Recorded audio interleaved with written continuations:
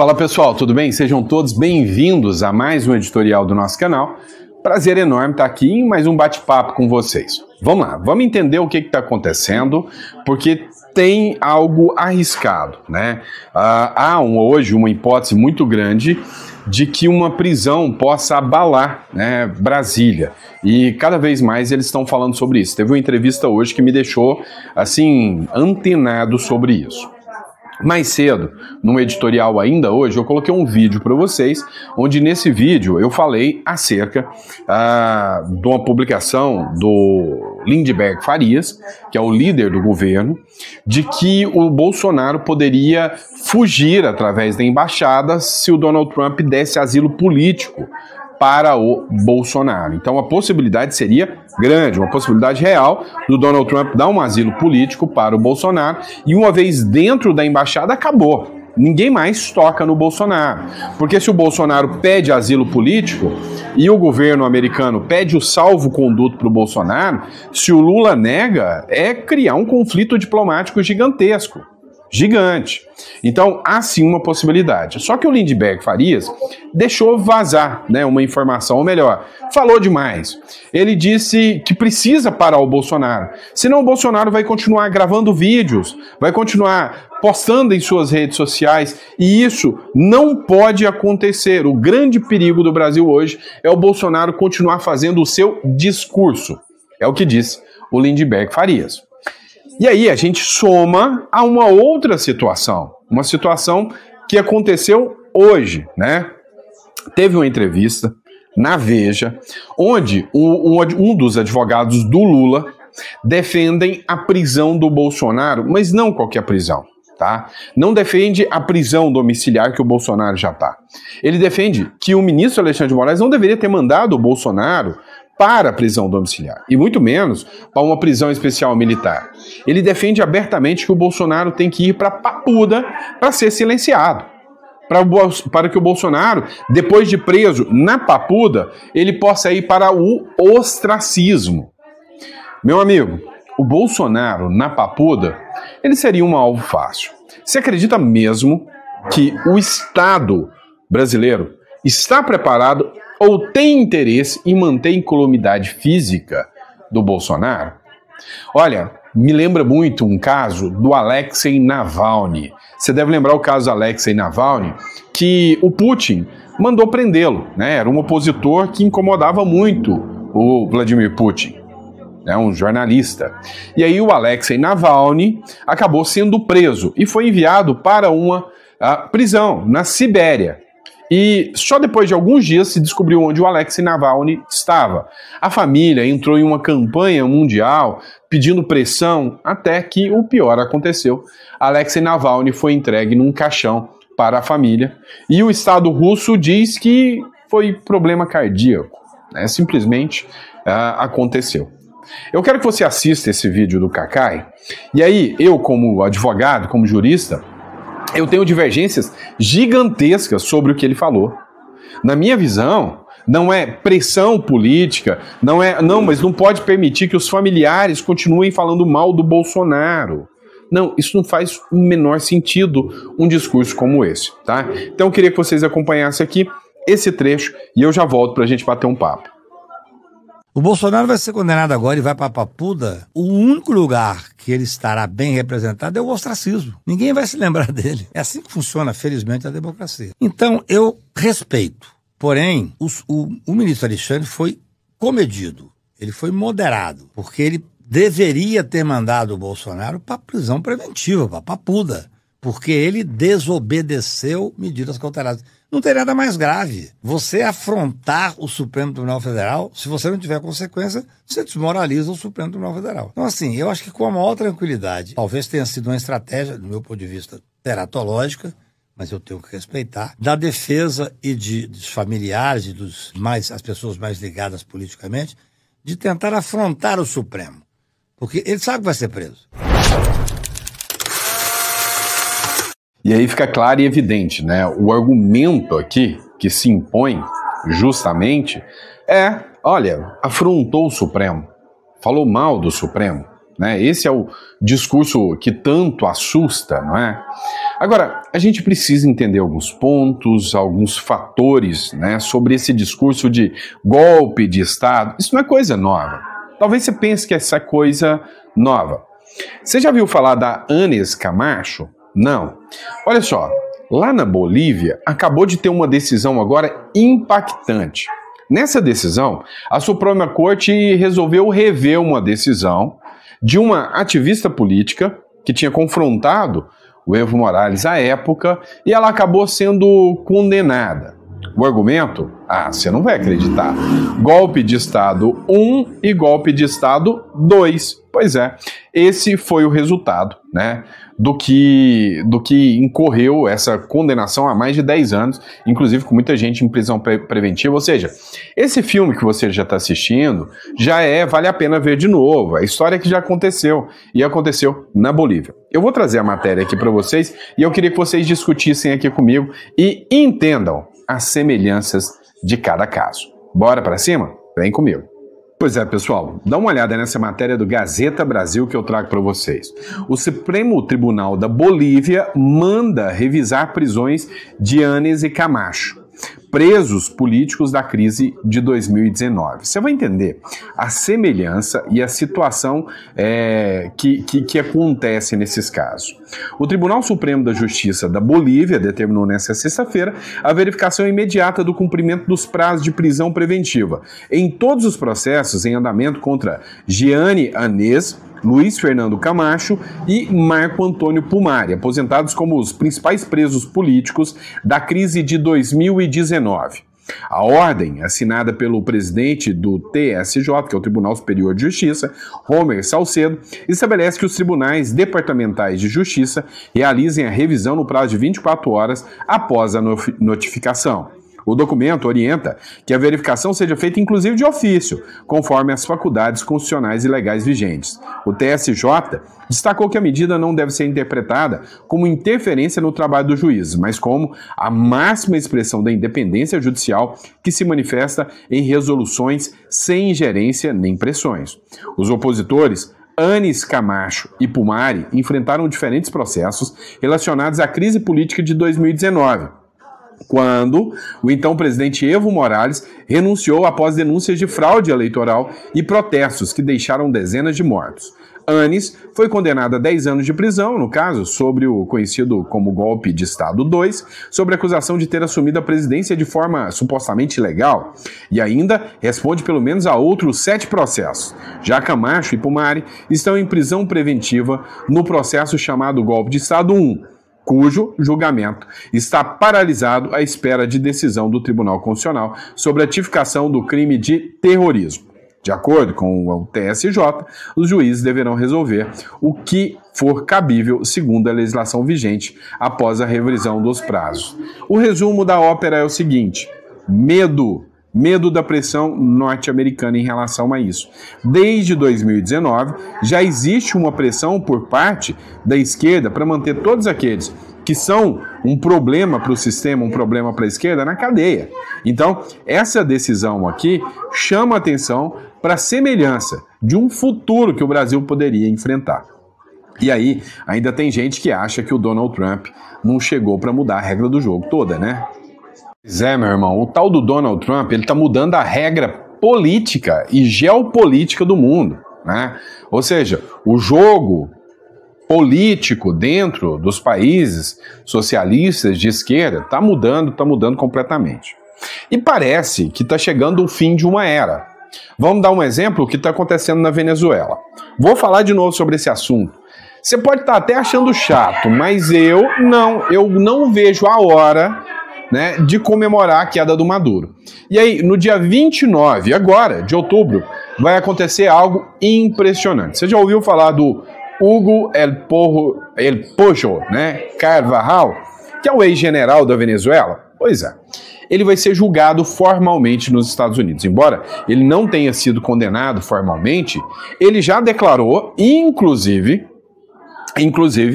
a sua que é culpado, ele se declarou culpado, ele confessou, né, todo o narcotráfico, confessou sobre para quem ele trabalhava, confessou quem recebia dinheiro do narcotráfico, e isso está deixando os presidentes de esquerda da América Latina preocupadíssimos.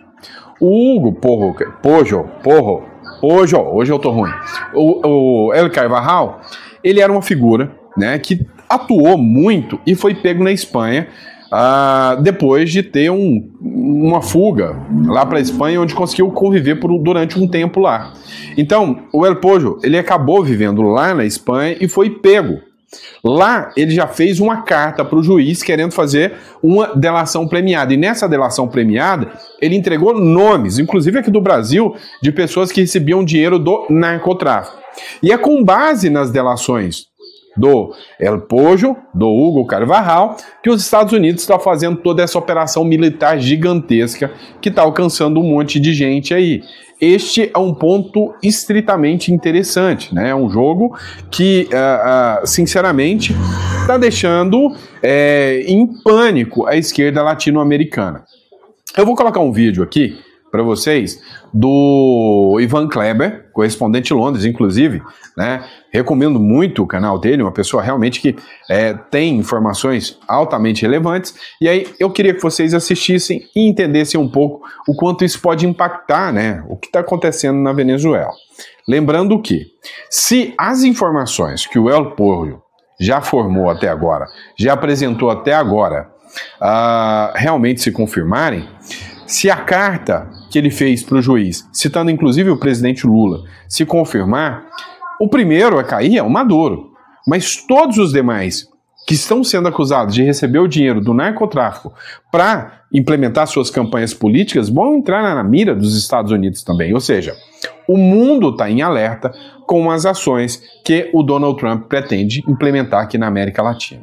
Vocês viram, né, que o Nayib Bukele já disse que está louco para prender o Maduro e disse ainda depois, teve um outro vídeo que circula que ele disse o seguinte, não, as nossas portas de El Salvador, da prisão de El Salvador, estarão abertas para todos os presidentes que fomentam, financiam ou simplesmente são aliados e coniventes com o narcotráfico. Rapaz, eu tô assistindo de camarote essa história toda e essa novela que tá cada dia mais interessante. Cada dia fica melhor de assistir. Eu vou colocar o vídeo do Ivan Kleber aqui e você assiste esse trechinho comigo. Vamos lá. Hugo El Pojo Carvajal, o ex-número 2 do regime venezuelano, tem data marcada para o seu julgamento lá nos Estados Unidos, em Nova York, que será no dia 29 de outubro de 2025.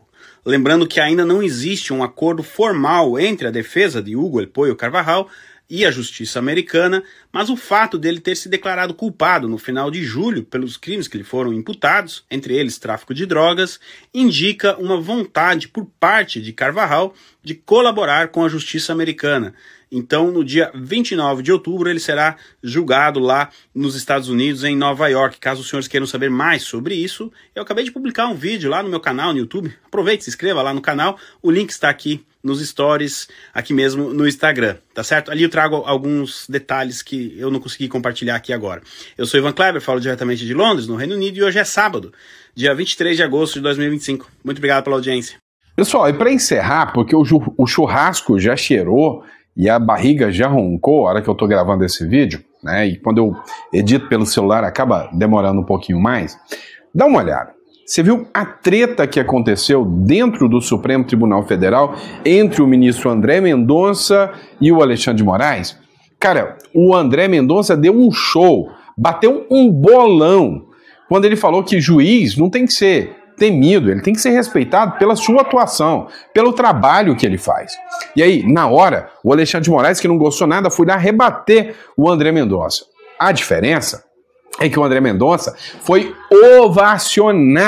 ovacionado no evento da LIDE, que aconteceu. É um evento do João Dória, que costuma reunir muitos empresários. E nesse evento, né, o empresariado está de saco cheio dessa insegurança jurídica que nós, empresários, passamos. Eu converso e atendo empresários. Todos os dias eu atendo 3, 4 grandes empresários aí de diversos setores que está todo mundo, por aqui, com tudo isso, com essa falta de segurança jurídica, com o medo do que pode acontecer com o seu patrimônio. E aí, o André Mendonça falou em segurança jurídica, falou em fim de perseguição, falou aquilo que o empresariado hoje quer ouvir, né? Que os juízes se tornem juízes, que julguem, e não atuem politicamente da forma que ultimamente anda sendo. E aí, foi ovacionado depois da sua fala. Depois veio o ministro Alexandre de Moraes e discursou. Agora, tem uma cereja nesse bolo e você vai entender qual é. Primeiro você assiste o vídeo, depois eu te conto a cereja. O Estado de Direito fortalecido demanda uma autocontenção do Poder Judiciário. Tenho legitimidade para dizer isso, pois integro a mais alta corte do nosso país. Sobre o falso lema de que deve haver uma contenção de determinados setores, imprensa, judiciário, se acabou com a liberdade de imprensa, se prendeu ou foram afastados milhares de juízes e promotores, como na Hungria, sobre o falso lema de que, eles precisam se autoconter. O Estado de Direito não significa a prevalência da vontade ou das pré-compreensões dos intérpretes da lei. Eu tenho meus valores, eu tenho minhas pré-compreensões, mas eu devo servir a lei e a Constituição. O Estado de Direito impõe a autocontenção, o que se contrapõe ao ativismo judicial.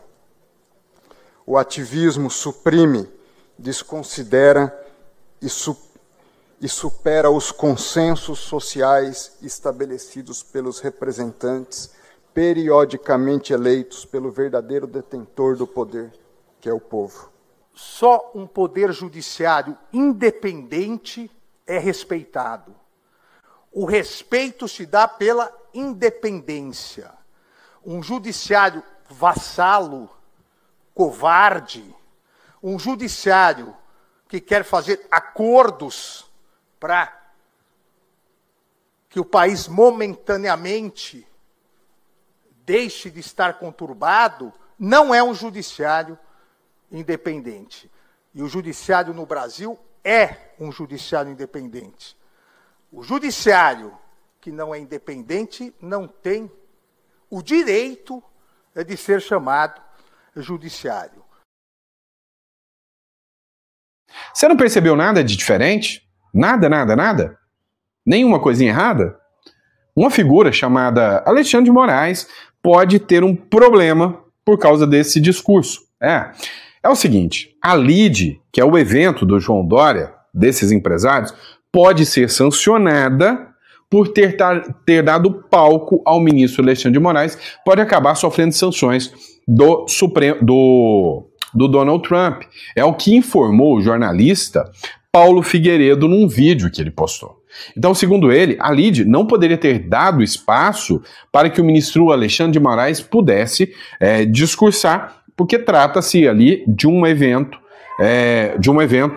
literalmente voltado para empresários do campo, inclusive internacional, e que o ministro Alexandre de Moraes, na visão dos Estados Unidos hoje, é considerado uma pessoa sancionada por violar direitos humanos. Então, a LIDE, o evento que promoveu, poderia ser sancionado. Eu não sei se pode acontecer, mas uma coisa é certa, que causou um certo constrangimento no empresariado que lá estava, e que o André Mendonça ganhou o aplauso, né, do povo, ganhou. Agora, o que eu mais gostei foi de uma análise do André Marsiglia. O André Marsiglia foi certeiro mesmo. Ele disse que o André Mendonça merece parabéns, falou aquilo que o povo quer ouvir, mas falou no lugar errado. O André Mendonça tem que falar dentro do Supremo Tribunal Federal, junto aos seus pares, para que eles parem de atuar politicamente, para que eles parem de interferir em outros poderes. Este é o caminho adequado, né, segundo o André Marsiglia, o jurista, em relação ao posicionamento que o André Mendonça deveria ter, a postura que o André Mendonça deveria ter. E na sua visão, o que você acha sobre isso? Coloca no comentário. publica esse vídeo, compartilha esse vídeo para o maior número de pessoas. E agora eu vou comer um churrasquinho, tá bom? Abraço, pessoal, fica com Deus. Talvez amanhã de manhã a gente tá de volta, ou hoje ainda, tá? Abraço.